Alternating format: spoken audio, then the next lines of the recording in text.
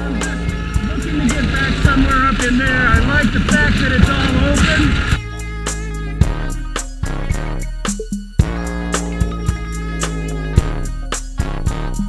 Looking for the mountains. Pretty amazing. Looking for that wild place. I'm up in the saddle Looking now. for the mountains. Looking for them wild places. Yes. The casket checkers back on the scene. Back on the scene. Hey, it's me, the trekker, back on the scene. All right. This, to me right now, is a pretty amazing scene. It's the 17th of October, and I busted out for a 3-day weekend to bug out about 40 miles away from Idaho Falls with the adventure bike. Just seems like the same old deal with me and my work schedule. Beautiful sunny fall days, but on the weekend, the 2 days I have off, it rains. And yes, tomorrow there's going to be rain, but I'm just going to, trudge it out up here. This is Caribou Targhee National Forest. I'm just slightly a ways away from the Kelly Canyon ski area. I think I'm up on Windy Ridge, which is, higher up here. You can see I've got some reaching views far off back in this direction, probably 7,500 feet. I can see some snow-dusted upper ranges way back here. Yeah, so I'm gonna kind of scout around and look for a decent place for the tent. This might be the spot. We'll see. All right, the key important thing to have is the sunlight on this journey. We're looking at freezing temperatures overnight, possibly snow tomorrow night, and this is a great place for almost full exposure if the sun is shining. Just a quick walk around leads me to think that I'm going to put the tent right here. Okay, we've got a camp conundrum here. This has never happened to me with my tents, ever. I'm setting up this 3 to 4 season vintage Sierra design night watch tent, and one of the poles,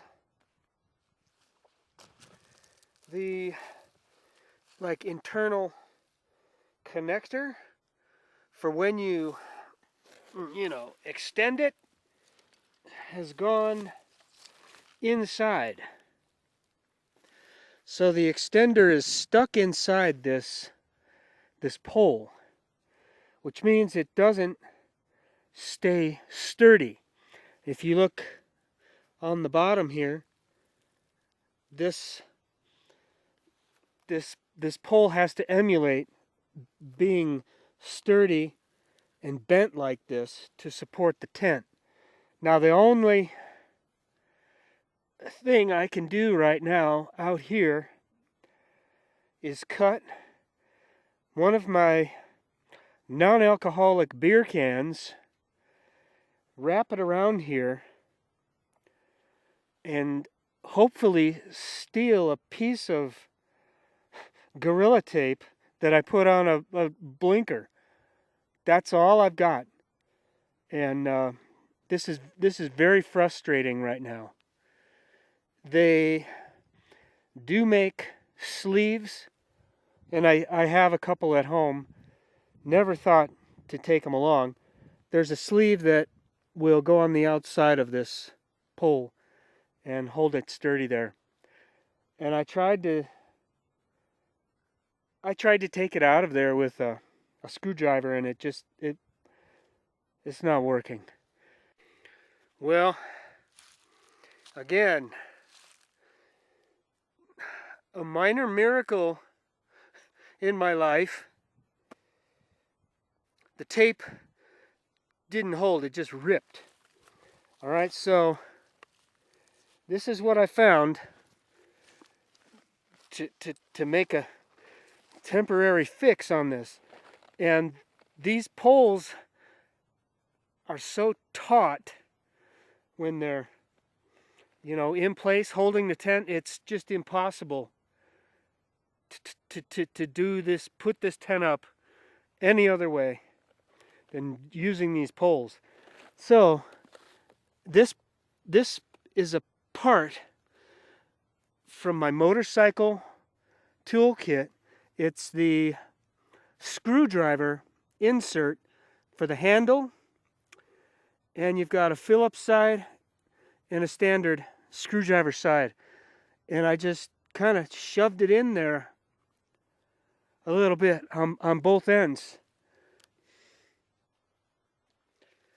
Thankfully it held, because this was turning into a mess, just like a nightmare mess. I had no idea what to do. Quite nice and balmy here. Had to start taking layers off. So I've got the gear in here. I'm running 2 sleeping bags. My regular taquito, and then this one is the ultralight one I found. It's like hardly enough to go camping with. So the little one goes inside the taquito. I've got the air mattress in here. I wore the Gore-Tex suit, and I wore these thermal layers underneath on the ride here, along with what I'm wearing. 1, 2, 3 layers up here. I've got long john pants on, and I was feeling a little chilled. My next project is to work on a camp chair. I'm going to raise that up a bit, and we'll set a location for a campfire. Well, I've got the camp bench set up here.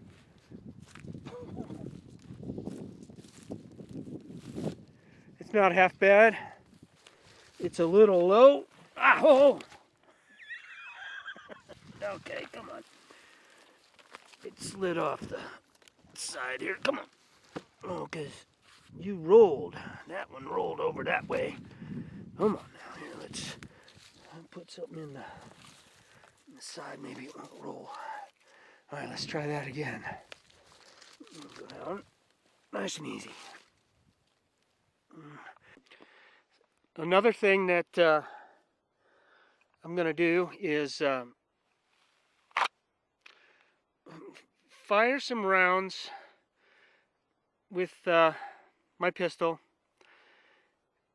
emulating a bear charge, because I've never drawn it from my rig chest holster and fired it, and most of the time when I've hiked with it, there hasn't been a bullet chambered. Alright, so what I'm going to do, I've got 8 rounds in the magazine. The first 4 rounds are generic load bullets. So what I'm going to do is practice pulling it, chambering around, turning the safety off, and firing 2 rounds at this non-alcoholic beer can.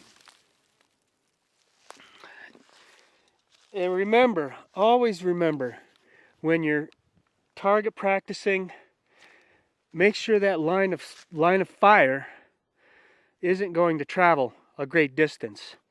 This one here is going right straight into the ground. It's close, and my guess is, if ever I'm charged by a bear, it's going to be a close event, and this will be about the angle that I'm firing at, aiming for the bear's jaw and mouth. That bullet, you know, it needs to go into the brain. Sad to say, it's not what I want to do, is kill a bear, but I want to survive. So the first 4 bullets are generic load bullets. The second 4 bullets are 200 grain solid tip, probably hard case tip bullets. I haven't fired those rounds yet, and honestly, this is the second time I'm firing this gun. I'm a little hesitant, a little weirded out, but you know, I got to do this. Okay, I've got earplugs in, always a smart thing to do. All right, so one thing to point out is pulling the weapon, chambering it. You know, that's like a couple second move that you just might not have if there's a bear charging you. Also, my thought is that it because it's such a jerky, quick motion, it just might intimidate the bear. However that comes into play. And you know, the other thing is, I've realized oftentimes I'm hiking with gloves. Number one, for you know, these crazy flies that bite human hands. Next, you know, for just a little bit more protection in case I fall and trip or something, you know. It's happened, and I've hurt my hands. So, I don't know about... I can do this with gloves on, and I might just emulate it on film here. And always know when there's one in the chamber. There's not one in the chamber.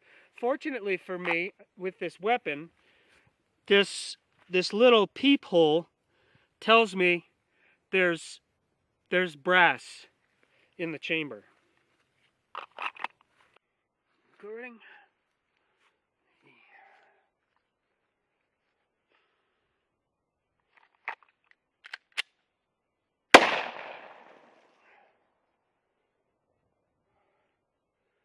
Got a jam. All right. Issue number 2 is I never turned the safety on. It was a miss. All right. The first firing was fluid, I felt, and close enough to the can to do some damage. This time, I'm not gonna chamber around. The safety is on, and I'll attempt to fire 2 rounds unless it jams again. I don't know what's up.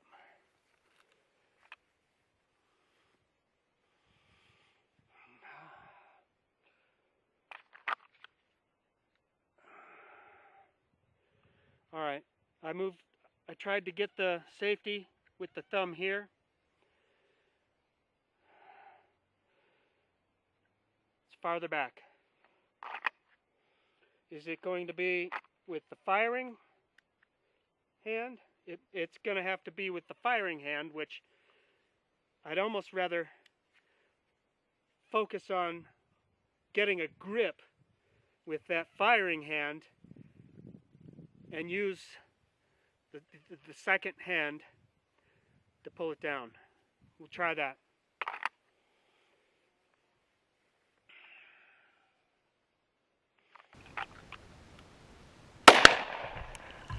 It was a hit. The second load chambered. All right, that felt good. I think because I didn't have to chamber the round, I had more control over the firing. All right, I've got 2 more generic rounds in the gun. Safety is off. That's a problem. I don't want that safety off around my body. That turning the safety off with the left hand seemed to work well. We're going to try 2 rounds in succession, regardless if I hit the first time or not.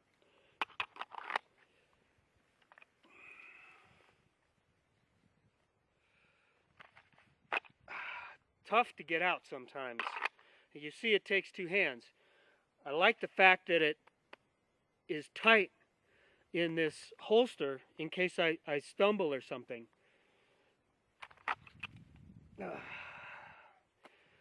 Forgot the safety. Come on, follow through.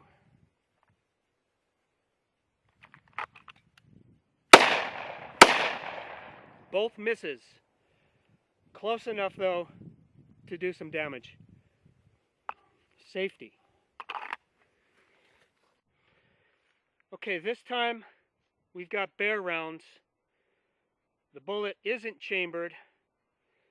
We're just going to go through the motion of chambering, turning the safety off, firing 2 rounds.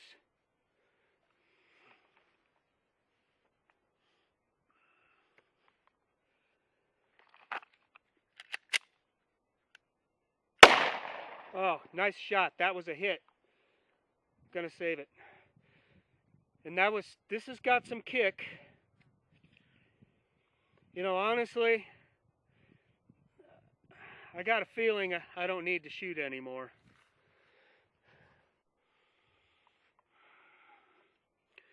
That was a nice solid hit there. The first one was up high. You know, again, it's close, but still, it's like the whole action needs to be focused. Anyway, I'm done firing bullets. This was good enough for me, and I hope good enough for you. Yeah. Thinking about the bullet jam. This was the first time firing the weapon after it was disassembled and cleaned. That's my only thought about that, is that it just kind of needed to go through the motion, and it didn't jam after that first one.